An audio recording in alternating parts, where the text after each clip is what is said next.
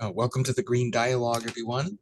It's Wednesday morning at 9 o'clock, and we have a special guest today, Bill Stowe, who's been involved with sustainability initiatives for many years, and curious to hear what he's up to now. And um, one of his accomplishments has been starting the West Michigan Sustainable Business Forum, which is where I originally ran into him. But Bill, thanks for joining us, and um, looking forward to hearing from you. Thank you, everyone, for joining us as well. You're welcome, Leroy, and thanks for having me. Leroy asked me if I would speak to the group today, and I was very honored to accept that. I had no expectation that anything that I was doing in this area would result in this kind of an attention. Let me give a little background about what I'm calling the optimistic news. So I had a 45-year career in environmental consulting. Last 20 years was devoted exclusively to sustainability initiatives, mostly with manufacturers and mid and small size manufacturers, to be specific, and helping them develop a path forward on becoming more sustainable operations. And 4 years ago, I sold my consulting firm, Sustainable Research Group, to a younger group of folks they're carrying on under a different name. And I started thinking about, okay, what does retirement really mean? So like most people probably, I said, well, I've got to find something to keep me interested. And so in addition to all the housework and yard work and coffee meetings and so forth, I decided to start subscribing to basically every free newsletter I could find on the subject of sustainability science. And that led me to a conversation with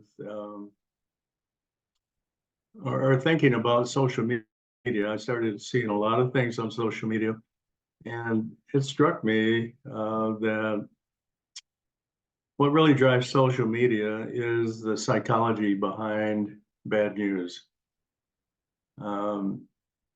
It's been proven by research that bad news generates a lot more interest and is a lot more interesting to people because of the fear or fight or flight instincts that we have to look at the bad news, and that kind of spirals out of control in a lot of ways. And there's a lot of news out just recently, even from the Surgeon General, about the negative aspects of uncontrolled social spiraling. So it struck me that there needs to be, there's a lot of good news out there. It just doesn't make it into our consciousness. So I started looking for positive news on the environmental front and on the sustainability front. And that's kind of evolved into something that led to this newsletter. After I had a conversation with Terry Link, we had a small grant, and we're traveling all over Michigan looking at recycling centers and trying to assess what worked and what didn't work and write a report. But on one of those long trips, we had this fascinating discussion about the difference between hope and optimism. So if you know Terry, you know he definitely comes down on the side of hope. And for some reason, I took the side of optimism, and we were debating what the difference is between hope and optimism. And essentially, I came to my own position that they're interrelated. You can't really have one without the other, and they're not, just uh, either or. I find it very hard to have hope if you're not optimistic, and um, if you're optimistic, very hard not to have hope. So anyway, that led to me thinking about coming up with a mechanism for identifying uh, positive news and distributing that. And I started with a very small list of just colleagues that I knew might be interested in. But and I started these little blurbs, which are summaries of the item that I've found, and then a link to a more comprehensive or whatever the source will come up with for that idea. So over the course of 3 years now, I've sent out nearly a monthly. Sometimes, I mean, there's no regular schedule. Sometimes it's 3 weeks, sometimes it's 6 weeks. But whenever I get 4 or 5 good news items, then I'll send it out to my network. And over time, this network, I placed on the newsletter, please share this with anyone you think would be interested. And I encourage everyone to generate their own optimistic news and send that out to their networks. So after, I don't know, 6 months or so of doing this, people became suspicious that this was some kind of a lead into some kind of a commercial initiative that I was trying to start, and it wasn't. So I had to put a disclaimer right at the front that, this is not a commercial initiative. It's really to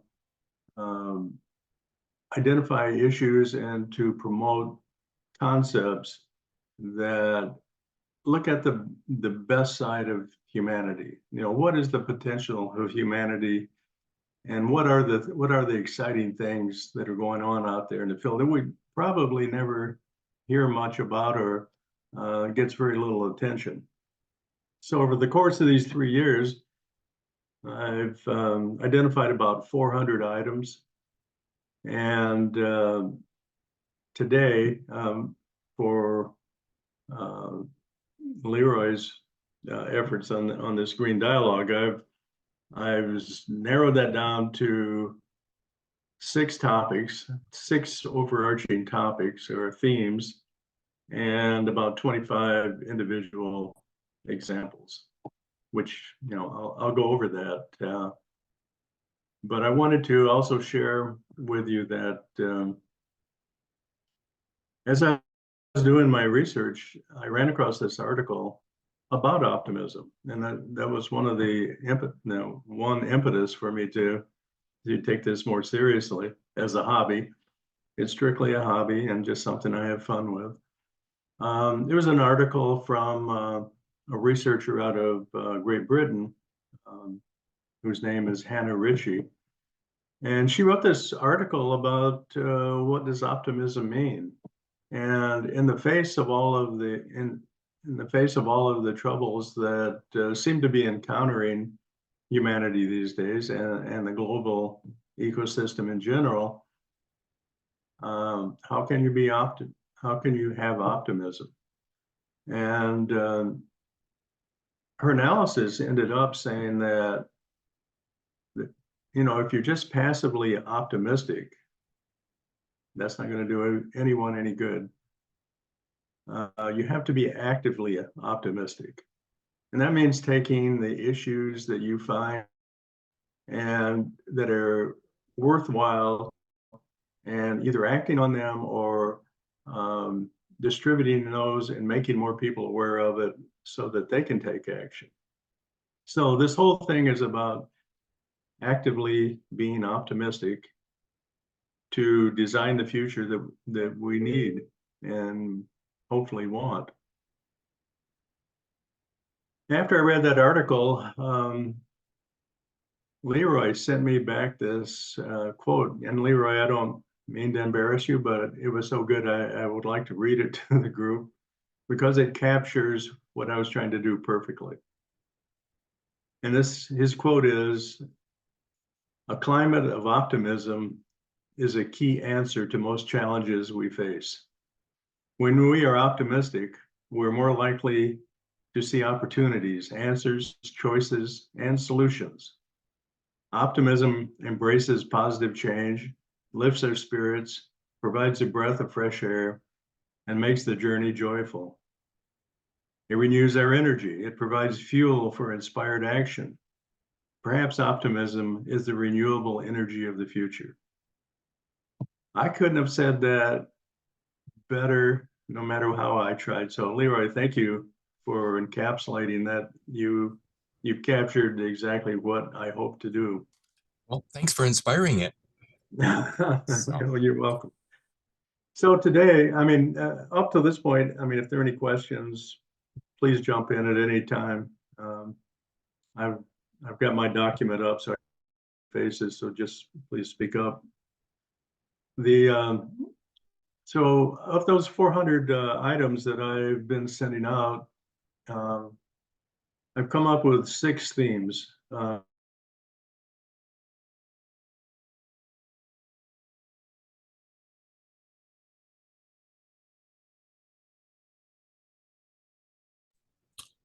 we lost you for a second.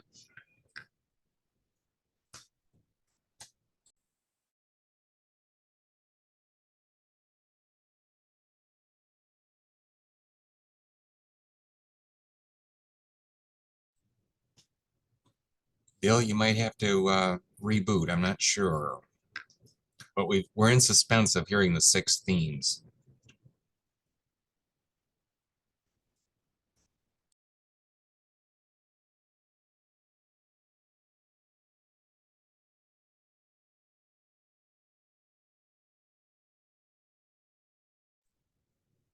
Anyone want to make any guesses what the first one is?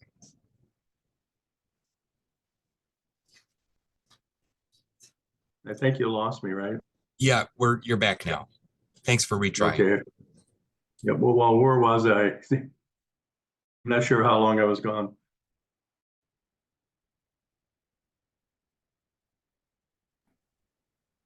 I think you were Sorry. ready to announce the 6 themes that we Okay. hear. Yeah.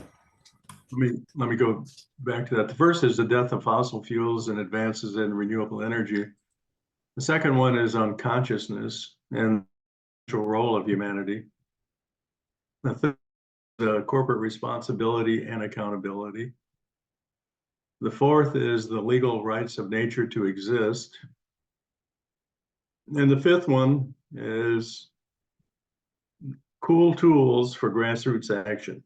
I mean, I run across so many cool things out there as I'm scanning around. I started collecting them.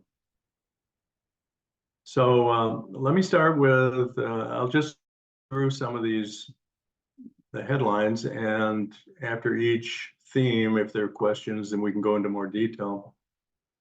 For instance, just recently, the United Nations has called for the global ban on fossil fuel advertisements. Now, I haven't heard anything on any of the normal news channels about that, but that's historic and massive to me.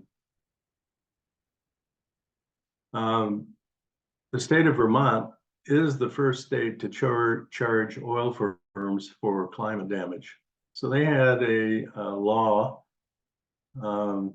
before them that after this article came out, I heard that they passed this law, and they will be for polluting companies, oil companies in particular, to pay for damages caused by the climate crisis. Same theme. If you're like me or a lot of people, you have a lot. That's telling me my link is unstable, so looks like I may be coming in and out of this. Are we still there? Yep, we can hear you. Is there a stronger signal in your house if you're on a laptop, or are you on a desktop? Desktop. Sometimes it helps to turn off your camera, although, we'll miss looking at you, but that reduces your bandwidth if you just turn off your. Yeah. I didn't know if my camera was on or not, so let's see what we got here. All right. And see if that helps.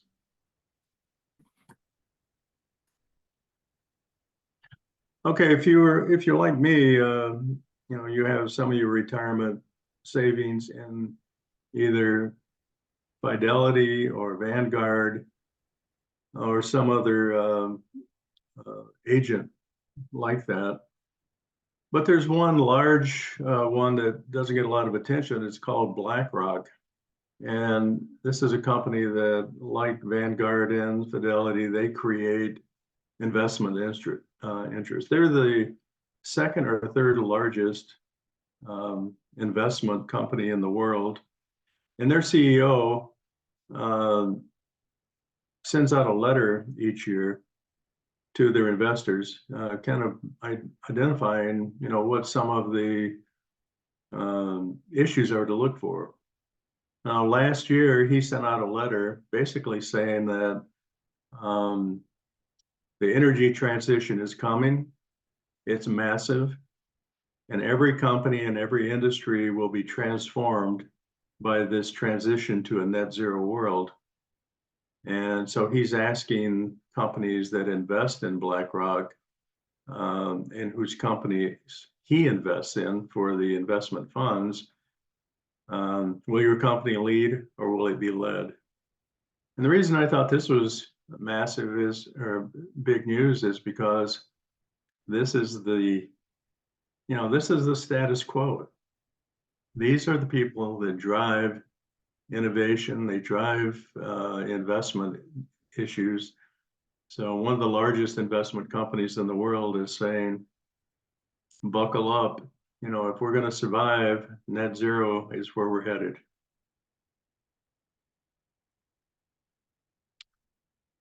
The other thing that really riles me up, and I've been a recycling advocate for 40 years, or 50 years maybe,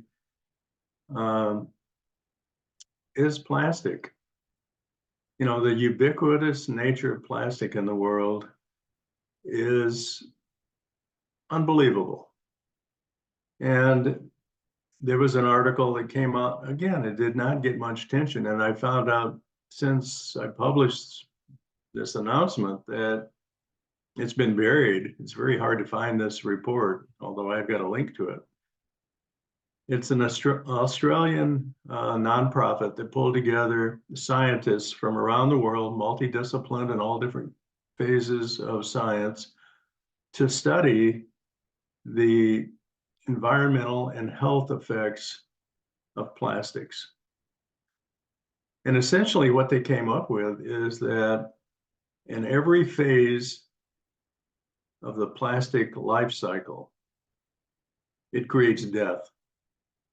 From the extraction of the petroleum at the start of life, where there's all kinds of pollution and air emissions and so forth, to the manufacturing, again, very harmful precursors to making plastic resin, to the manufacturing of products, and then finally the end of life, where it's been estimated that every human on Earth today ingests in one way or another, through breathing or drinking or eating, the equivalent of the weight of a credit card every week.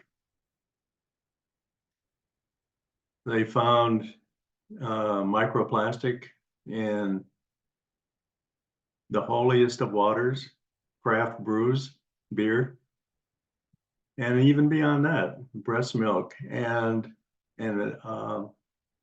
male semen. It's just it's ridiculous. It gets me mad thinking about what the petrochemical industry has done to the world.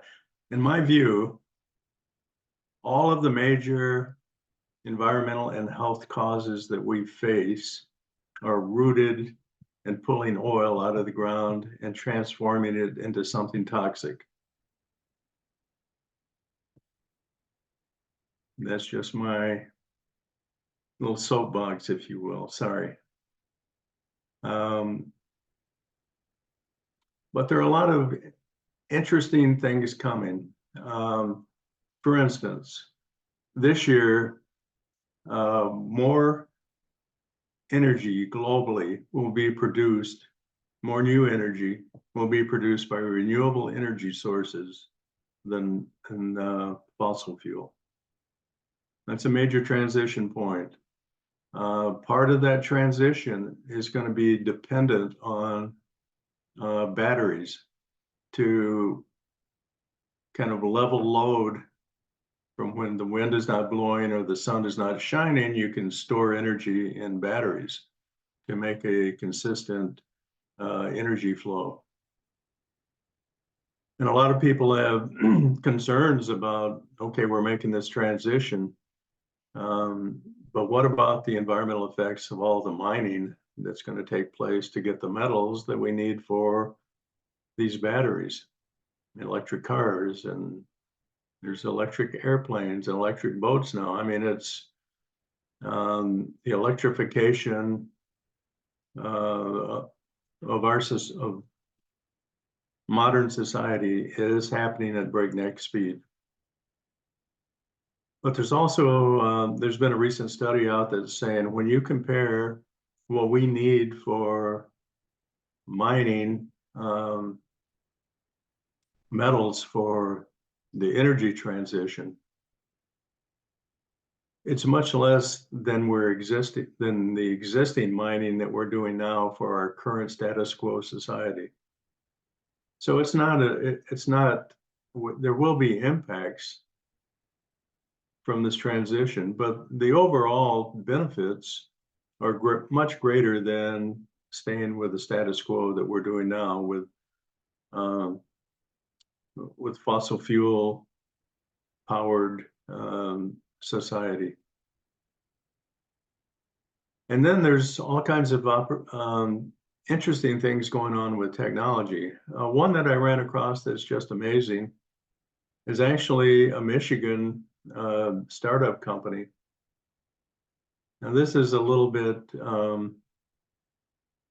general, but the headline that I had on my post was, "Making batteries out of dirt may eliminate the need to mine precious metals." And this is a real thing. There's a company called Jolt Energy Storage Technologies in Holland, Michigan, that are advancing this battery technology and with great success. It's still in its formative stages. It hasn't taken off yet, but from what I can tell just from researching it, they don't see anything that would prevent it from having a significant impact on battery storage. So let me stop there, and those are just some of the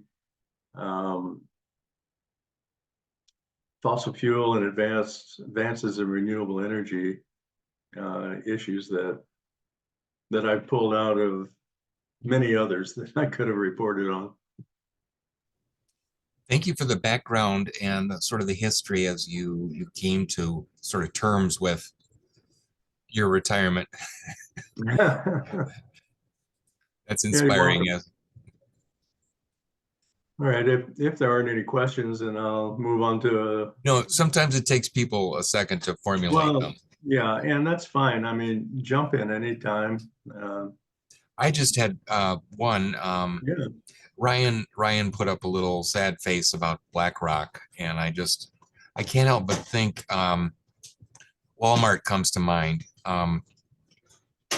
I used to think of Walmart as evil, but when a large corporation takes on switching to LEDs, for example, it changes the demand. It changes the mentality, because when a big evil corporation grabs onto something, more change can happen than if we're if we're trying to all do it on our own. I'm oversimplifying this, but No, I know exactly what you mean. And I mean, Walmart was one of the worst at one time. I'm not saying that, they're one of the organizations on earth today that make overconsumption easy. So that's still there.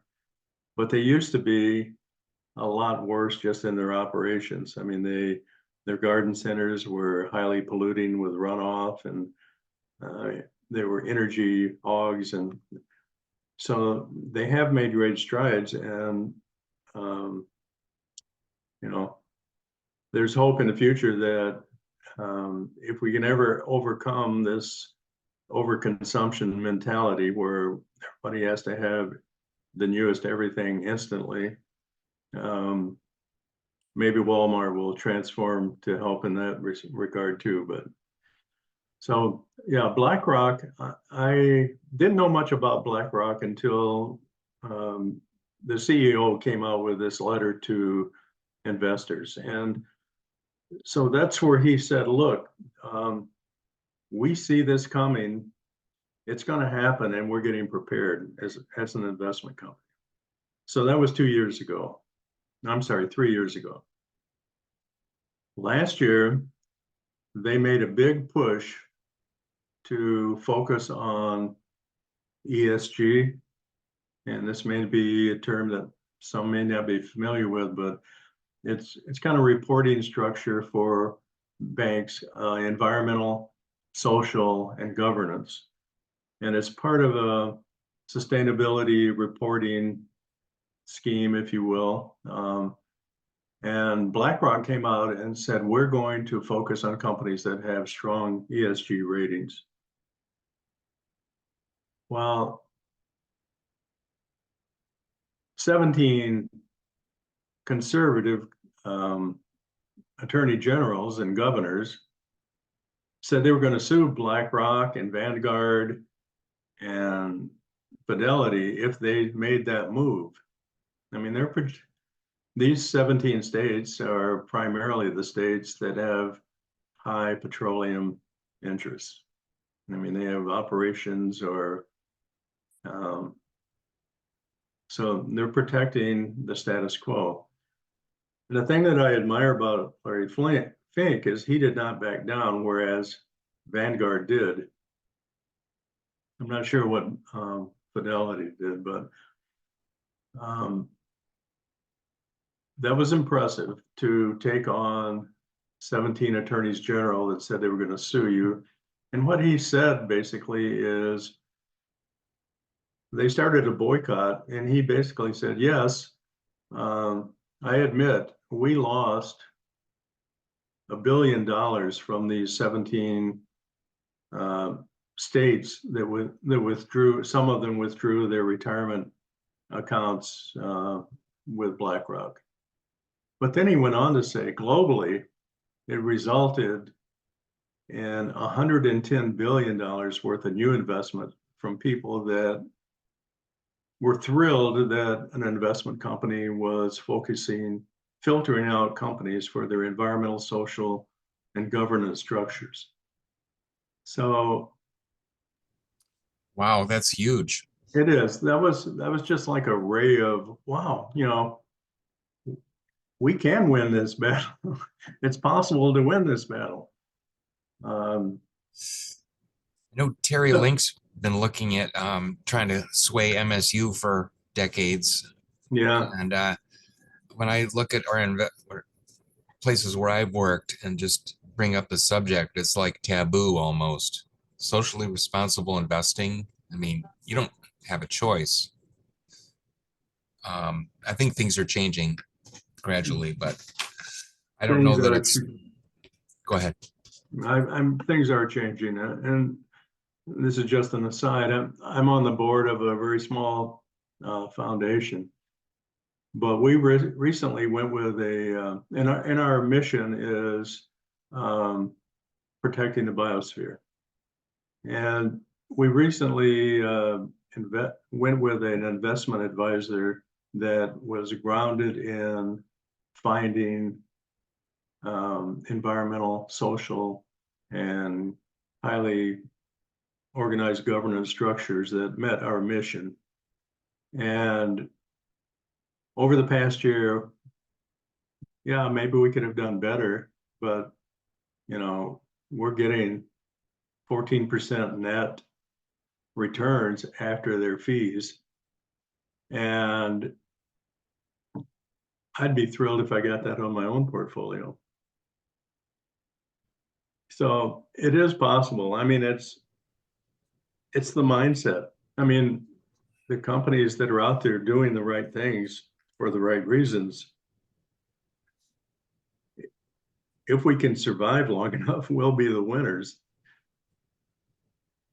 Hey, Bill, there's you've been involved in a very broad way in sustainability. I'm just kind of wondering here, there's so many issues, so many opportunities. What kind of criteria do you use to kind of figure out what's the most important thing? What do you focus on, right? Because you only have so much time. How do you sort that out? You mean for this newsletter or just in general? Well, in general, but also, I mean, the newsletter is part of it, right? But in general. Yeah, well, the newsletter is more fun, I guess. In general, though, let me put it to you this way.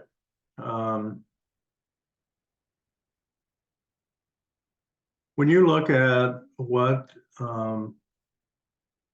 maintains life on Earth, fresh water is about 0.03% of all the water on Earth. Most people don't realize that. See the oceans, they see the lakes, they think water is ubiquitous, it's unlimited. It isn't. When you look at the zone of life, and I'm going to define that by as deep into the soil as you can go and find life, and as high into the atmosphere as you can go and find life.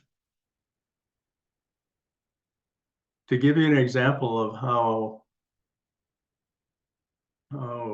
fragile that is, it's not right now. I mean, if you think about as deep in the earth as you can go and high as the atmosphere, well, that's big, but it really isn't. Scientists have said if you could shrink the the earth down to the size of a basketball, the biosphere would be equivalent to the thickness of a sheet of plastic wrap, like saran wrap or something. Not to use a petroleum-based product as an example, but it's very narrow. So here's what I base my thinking on is not just humanity, but life in general has always walked on a razor's edge. There's not that much room for mistake. There's not that much potable water. There's not that much breathable air. There's not that much arable land to grow food on. So a lot of people think that everything is unlimited, and it isn't.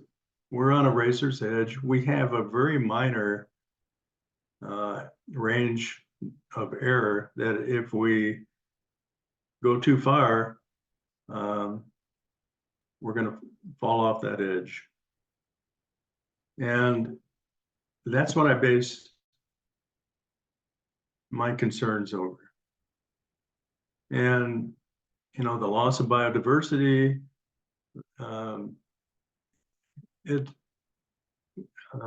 the pollution that's caused, and all manner of things.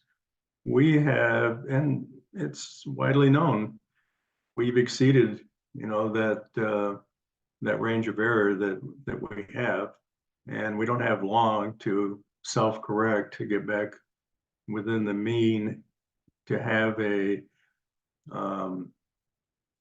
sustainable, in my terms, is sustaining a healthy biosystem, a biosphere, that can maintain regenerative properties for this generation and all the generations of life to come.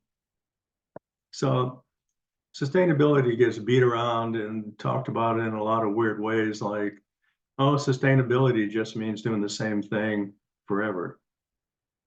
Well, once you reach a regenerative stage, that might be the case, but we have fallen off so far from being regenerative right now, self-regenerative.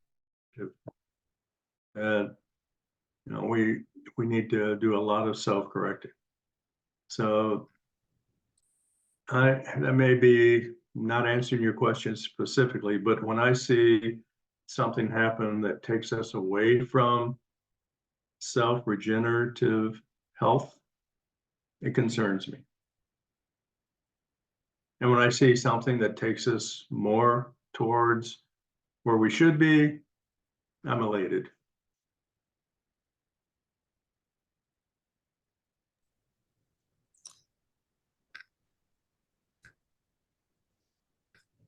So There's been go ahead. Go ahead. No, There's go a ahead. couple of posts in the chat. I'm not sure if you've seen the chat window, but Sam shared something about socially responsible investment, and Ryan about suing fossil fuel companies. I guess one of the things that is interesting also is like optimism is a little different than sincere optimism is a little different than just kind of sticking a happy face on yourself. That's the passive optimism that helps nothing. Okay. So the active optimism is more, yeah, that's the definition you shared. And okay.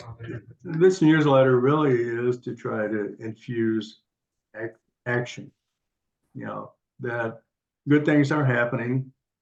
Don't get drawn into the downward spiral of the negative news you see everywhere, because they're doing that on purpose, because it generates more interest and more clicks and more advertising. The more clicks you get, the more advertising, and the higher the prices you can charge for advertising on your social media platform. It's a big scam, if you'll pardon the word. I guess I will just give a shout out to everyone who's on this call today, that you all strike me as people who are active optimists in your own ways. So thank you, everybody. Yeah, I appreciate that too. Thank you for listening. So let's look at something a little bit more, hopefully optimistic even than that. And that is that I spent a lot of time reading Carl Jung, the breakthrough psychologist back at the turn of the 20th century. And he just resonates with me for some reason. But anyway, I got interested in the whole idea of what consciousness was. And whenever I run across some interesting news on consciousness, I try to put it into this newsletter, because I think active optimism requires a higher consciousness than the Cro-Magnon consciousness that seems to pervade general society these days. And one of the interesting things they came up with was some research done by a young woman named Emma Young, who has done some research that indicates that we're not alone in the universe. And that's not what we've been hearing, that, that self-reflection and human consciousness was the only consciousness out there. Her research is showing us that consciousness surrounds us in all aspects of Earth. And it's way beyond humans. They've discovered conscious or sentient activities with bees and chimpanzees and elephants and dolphins, and it goes on and on and on. And there's even some research that shows that plants communicate with one another. Whether you call that consciousness or not, but they interact with one another in different species, and they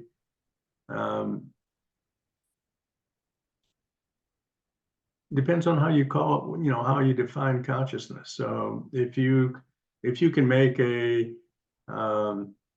decision, or something triggers an activity that changes what you were doing, what the species was doing previously, you have to wonder if there's not some kind of consciousness involved there. So,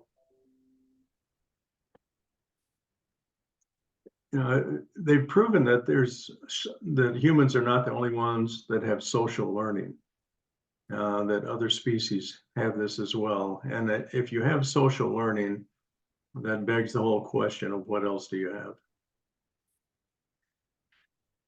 There's some great research that was done on systems thinking. And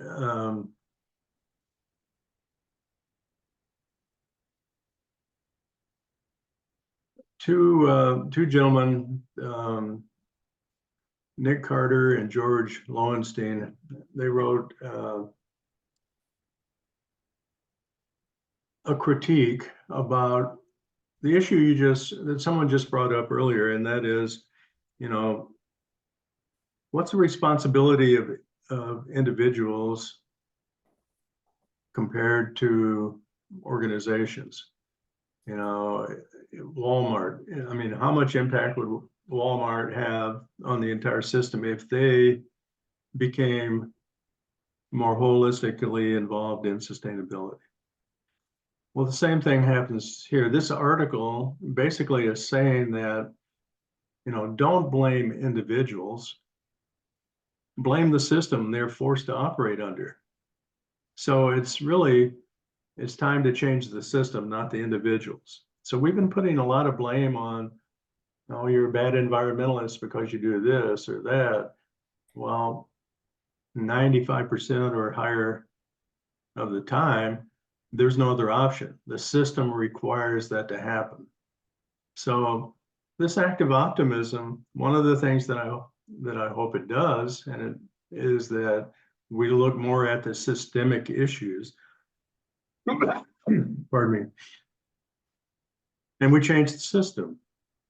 There was a great, one of the pioneer systems thinkers, Donella Meadows, out of the University of Vermont. She has a paper out there called How to Intervene in a System, which is a great grassroots activist theory of changing the system. So I thought this was really optimistic, because it takes the burden off of, gee, I can't recycle my styrofoam, I'm a bad person. No, you can't recycle your styrofoam because the system won't allow you to recycle the styrofoam. It's not you, it's the system that we've set up. And systems can be changed.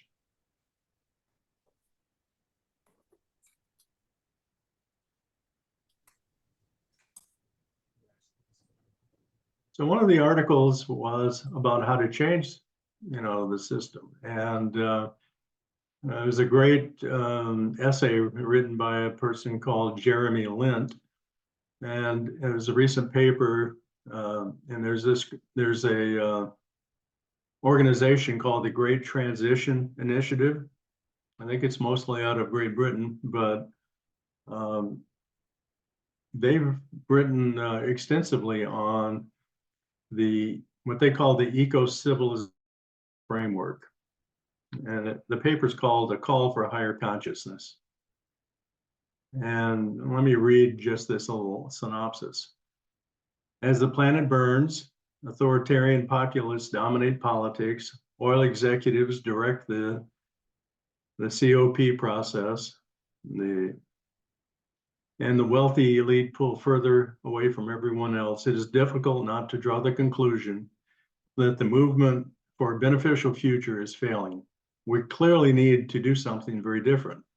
A global citizens movement organized around how ecosystems themselves organize is needed to take humanity to a higher level of consciousness. A key underlying principle of ecosystems, along with other complex adaptive systems, is reciprocal causality. All the disparate parts work together to form a coherent whole, while the system as a whole gives cohesion to the activities of each of the parts. So there's this theory of, how to organize human society like an ecosystem. I found it very refreshing and,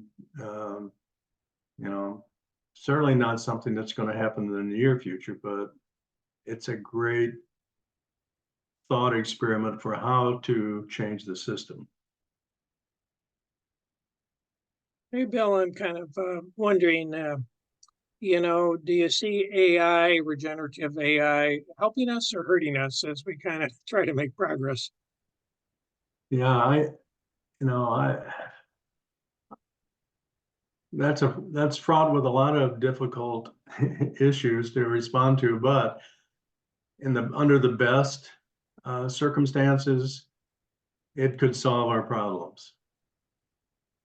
I mean, and I just read a book. It's called The Coming Wave, and it's by Mustafa Suleiman, and he was one of the founders of the Google DeepThink initial AI bots, and he's got his own company now. But he's written a book, and he's telling everyone that if we don't find a way to put guardrails up on AI, there is no question in his mind that it will dominate humanity and possibly become the next phase in non-biological evolution. It'll have, and here's what he's saying. I don't want to scare anyone, but because I think we will develop guardrails.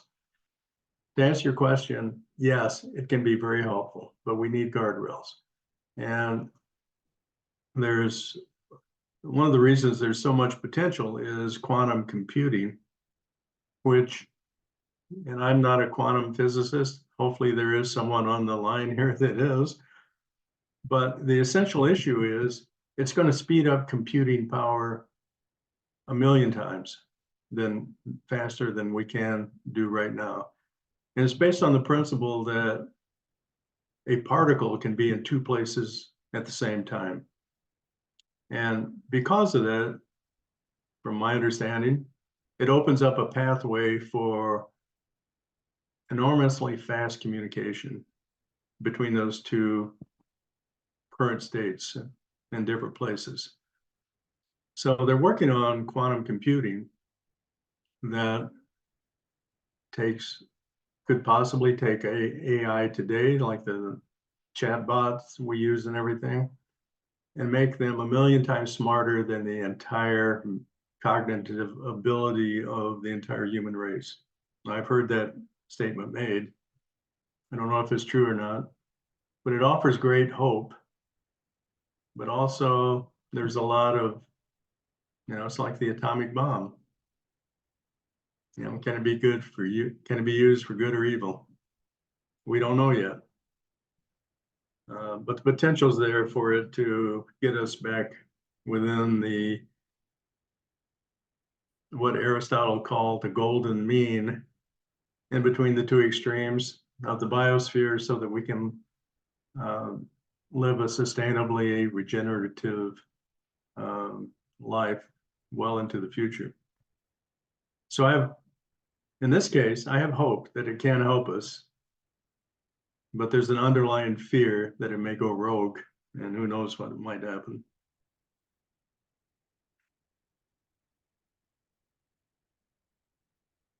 Now, if you ask questions like that, this is not going to end up being optimistic. Bill, Yeah.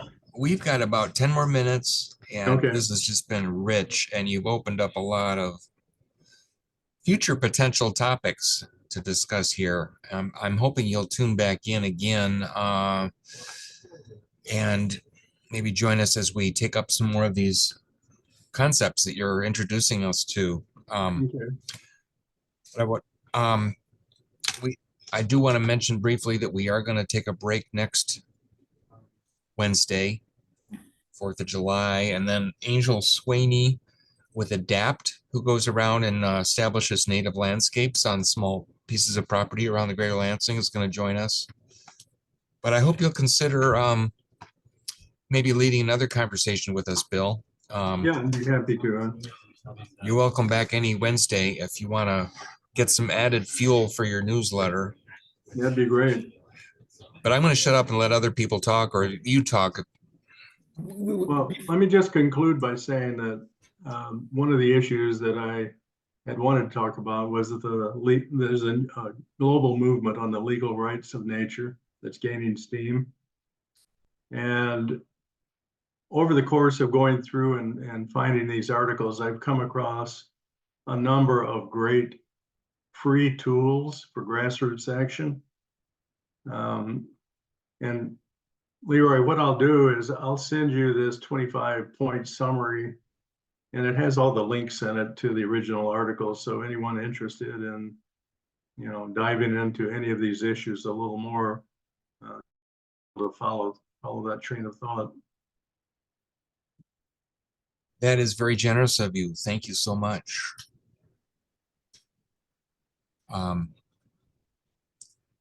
And that sounds like a topic itself, in terms of grassroots action, tools for grassroots action.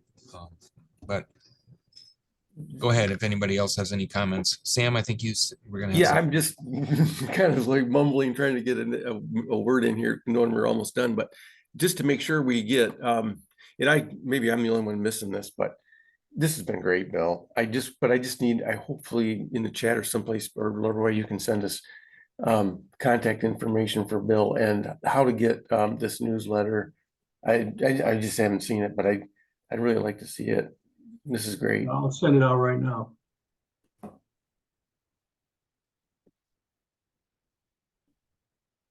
Really interesting conversation today.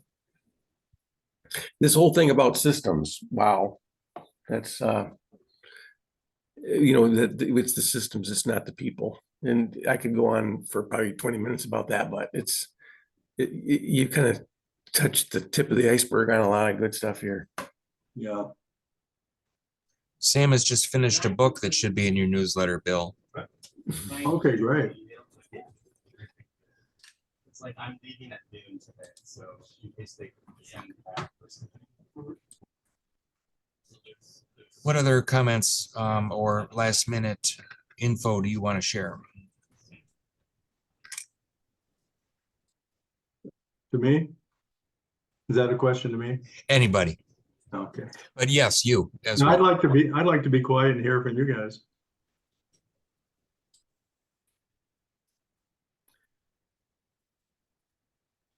I love the fact that you brought up consciousness and systems thinking, and also kind of that active optimism. I've recently, go ahead. I was going to say the consciousness issue is huge right now in AI because the physicists and the IT world are thinking that consciousness works like a computer program. So, you know, there's this raging debate right now whether humans have free will or if everything is predestined. And the computer folks, they all think everything is predestined because that's how they program.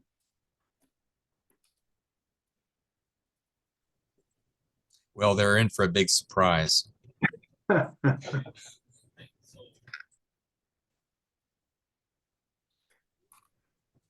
Well, anybody else Bill, who is hasn't had a that, chance? Go ahead. did he put in the chat optimistic newsletter? And is that your email address, Bill, or is that That's my your website? email. Yeah, that's my email address. I don't have a website. Okay. So to get the newsletter, what's the procedure?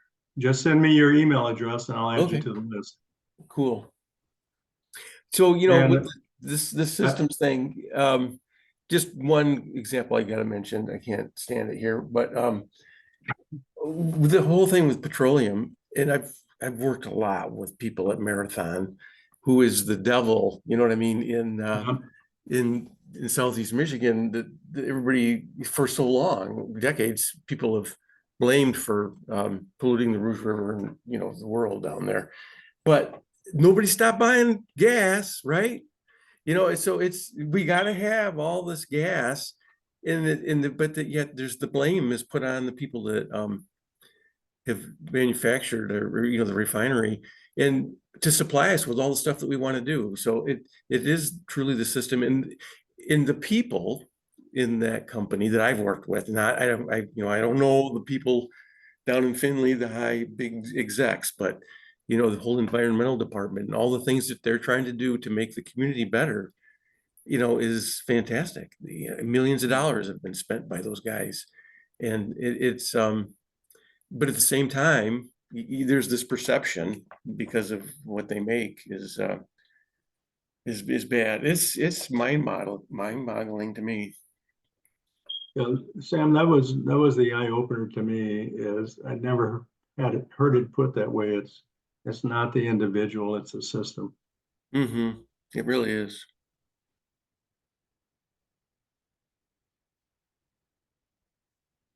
That seems like a paradox because it's the people in those systems too that will make the difference.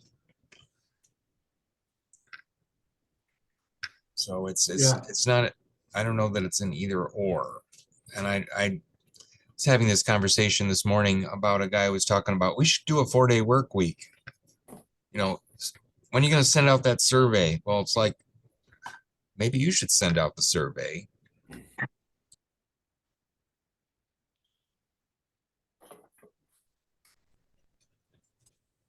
But I mean, we each have a role in change. I work with Leroy.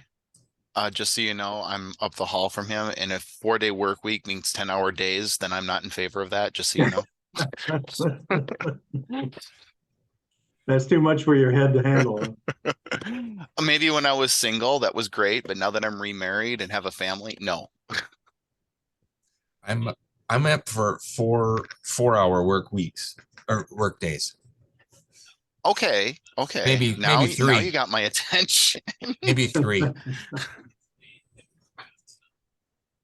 Well, It was a great conversation. It was great listening to you. I stayed silent.